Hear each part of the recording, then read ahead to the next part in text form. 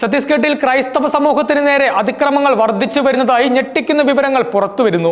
ദുർഗ് ജില്ലയിലെ Christian council secretary pastor Vinod നടത്തിയ സംഭാഷണത്തിൽ അടുത്തിടെ നടന്ന 2 കന്യാസ്ത്രീമാരുടെ അറസ്റ്റിന് ശേഷം തീവ്ര ഹിന്ദുത്വ വിഭാഗങ്ങളുടെ ആക്രമങ്ങൾ വർദ്ധിച്ചതായി വെളിപ്പെടുത്തി. ഇത് സംസ്ഥാനത്തെ മതസ്വാതന്ത്ര്യം, ക്രമസമാധാനം, മനുഷ്യാവകാശം എന്നിവയെക്കുറിച്ചുള്ള ചോദ്യങ്ങൾ ഉയർത്തുകയാണ്. പാസ്റ്റർ വിനോദിന്റെ വാക്കുകൾ ഈ വിഷയത്തിന്റെ ഗൗരവം വ്യക്തമാക്കുന്നു. കന്യാസ്ത്രീകളും സുവിശേഷ പ്രവർത്തകരും ബൈബിളുമായി പുറത്തിറങ്ങിയാൽ മർദ്ദനം ഉറപ്പാണ്, അദ്ദേഹം പറഞ്ഞു. ക്രിസ്ത്യാനികൾക്ക് പൊതുഗതാഗതം ഉപയോഗിക്കാൻ പോലും കഴിയാത്ത അവസ്ഥയാണുള്ളത്. എവിടെ നിന്നെങ്കിലും ഒരു വചനം പറഞ്ഞാൽ ക്രൈസ്തവ വിരോധികൾ അടിച്ചിരിക്കും എന്ന അദ്ദേഹത്തിന്റെ പ്രസ്താവന സമൂഹത്തിൽ നിലനിൽക്കുന്ന ഭയത്തിന്റെ അന്തരീക്ഷത്തെ തുറന്നുകാട്ടുന്നു. ക്രൈസ്തവ സമൂഹത്തിന് നേരെ നടക്കുന്ന ഈ ഭീഷണികളും അക്രമങ്ങളും അവരുടെ ദൈനംദിന ജീവിതത്തെ പോലും ബാധിച്ചിരിക്കുന്നു. ഒരു മതവിഭാഗത്തിന് അവരുടെ വിശ്വാസപരമായ പ്രവർത്തനങ്ങൾ നടത്താൻ കഴിയാത്ത അവസ്ഥ ഒരു ജനാധിപത്യ രാജ്യത്ത് അംഗീകരിക്കാനാവില്ല. കഴിഞ്ഞ 2 വർഷമായി ഛത്തീസ്ഗഡ് സർക്കാർ പൊതുസ്ഥലങ്ങളിലെ സുവിശേഷ പ്രവർത്തനങ്ങൾ നിർത്തിവച്ചിരിക്കുകയാണെന്നും പാസ്റ്റർ വിനോദ് അറിയിച്ചു. സർക്കാരിന്റെ ഈ നടപടി തീവ്ര ഹിന്ദുത്വ വിഭാഗങ്ങൾക്ക് തങ്ങളുടെ അജണ്ട നടപ്പിലാക്കാൻ കൂടുതൽ സ്വാതന്ത്ര്യം നൽകുന്നതിന് തുല്യമാണ്. പോലീസ് സംവിധാനം ഒരു വിഭാഗത്തിന് വേണ്ടി പക്ഷപാതപരമായി പ്രവർത്തിക്കുന്നു എന്ന ആരോപണം അതീവ ഗൗരവമുള്ളതാണ്. ക്രൈസ്തവ വിരോധികൾ എന്തു പറയുന്നുവോ അതാണ് ഛത്തീസ്ഗഡിലെ പോലീസ് ചെയ്യുന്നത് എന്ന് വിനോദ് തുറന്നടിച്ചു. 25 വർഷമായി ഛത്തീസ്ഗഡിൽ സുവിശേഷ പ്രവർത്തനം നടത്തുന്ന തനിക്ക് പോലീസിൽ നിന്ന് യാതൊരു സഹകരണവും ലഭിക്കുന്നില്ലെന്നും അദ്ദേഹം വ്യക്തമാക്കി.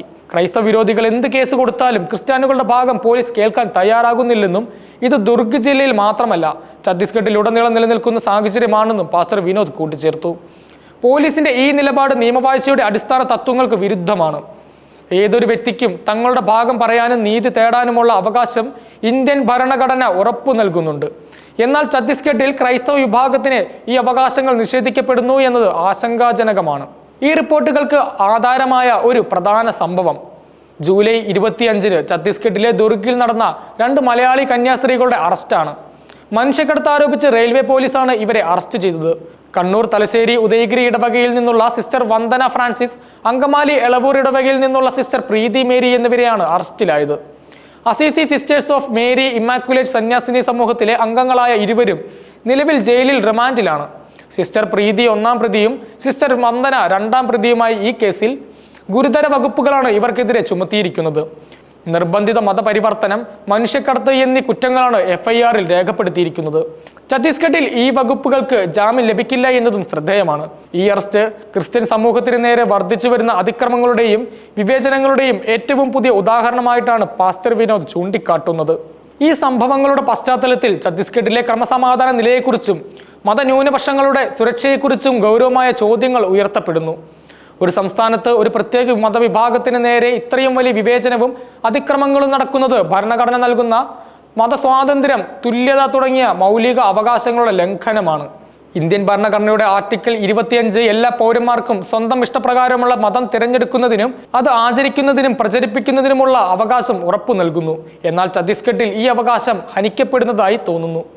ഈ സംഭവങ്ങൾ സമൂഹത്തിൽ ഭിന്നത വർദ്ധിപ്പിക്കുകയും വർഗീയ ധ്രുവീകരണത്തിന് വഴിയൊരുക്കുകയും ചെയ്യും. മതന്യൂനപക്ഷങ്ങൾക്ക് നേരെ നടക്കുന്ന അതിക്രമങ്ങൾ സംസ്ഥാനത്തിന്റെ സാമൂഹിക ഘടനയിൽ വിള്ളലുകൾ സൃഷ്ടിക്കാൻ സാധ്യതയുണ്ട്. ഒരു ജനാധിപത്യ രാജ്യത്ത് എല്ലാവരും മതനിരപേക്ഷമായി ജീവിക്കാനും തങ്ങളുടെ വിശ്വാസങ്ങൾ പിന്തുടരാനുമുള്ള അവകാശം സംരക്ഷിക്കപ്പെടേണ്ടത് അത്യാവശ്യമാണ്. ക്രൈസ്തവ സമൂഹത്തിന്റെ ആശങ്കകൾ പരിഹരിക്കപ്പെടേണ്ടത് അനിവാര്യമാണ്. നീതിയുക്തമായ അന്വേഷണവും നിയമപരമായ നടപടികളും ഉറപ്പാക്കേണ്ടത് സർക്കാരിന്റെ ചുമതലയാണ്. കന്യാസ്ത്രീകൾക്കെതിരെ നടത്തിയിരിക്കുന്ന കുറ്റങ്ങളുടെ നിജസ്ഥിതി വ്യക്തമാക്കുകയും യഥാർത്ഥ വസ്തുതകൾ പുറത്തുവരികയും ചെയ്യേണ്ടതുണ്ട്. മനുഷ്യക്കടത്തും നിർബന്ധിത മതപരിവർത്തനവും ഗുരുതരമായ കുറ്റകൃത്യങ്ങളാണെങ്കിലും ഈ കേസുകളിൽ ന്യായമായ വിചാരണയും നിയമപരമായ സഹായവും അവർക്ക് ലഭ്യമാക്കേണ്ടതുണ്ട്.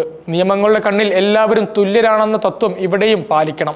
ഇത്തരം സംഭവങ്ങൾ ആവർത്തിക്കാതിരിക്കാൻ സർക്കാർ ശക്തമായ നടപടികൾ സ്വീകരിക്കണം.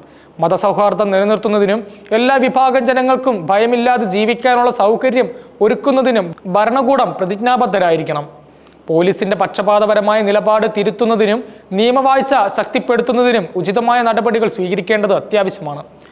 ഈ വിഷയത്തിൽ ദേശീയ തലത്തിലും ആവശ്യമെങ്കിൽ അന്തർദേശീയ തലത്തിലും ശ്രദ്ധ അനിവാര്യമാണ്.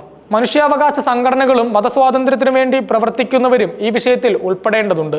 ഛത്തീസ്ഗഡിലെ ക്രൈസ്തവ സമൂഹത്തിന്റെ സുരക്ഷ ഉറപ്പാക്കാനുള്ള നടപടികൾക്ക് മുൻഗണന നൽകണം. മതപരമായ വിദ്വേഷം വളർത്തുന്നവരെയും അക്രമങ്ങൾക്ക് പ്രേരിപ്പിക്കുന്നവരെയും നിയമത്തിന് മുന്നിൽ കൊണ്ടുവന്ന് ശിക്ഷ ഉറപ്പാക്കണം. കൂടാതെ മതങ്ങൾ തമ്മിലുള്ള സംഭാഷണങ്ങളും സഹകരണങ്ങളും പ്രോത്സാഹിപ്പിക്കുകയും പരസ്പര ബഹുമാനം വളർത്താനുള്ള പദ്ധതികൾ ആവിഷ്കരിക്കുകയും വേണം. അല്ലാത്ത പക്ഷം ഛത്തീസ്ഗഡിലെ സാമൂഹിക സമാധാനം കൂടുതൽ അപകടത്തിലാകാൻ സാധ്യത ഉണ്ട്.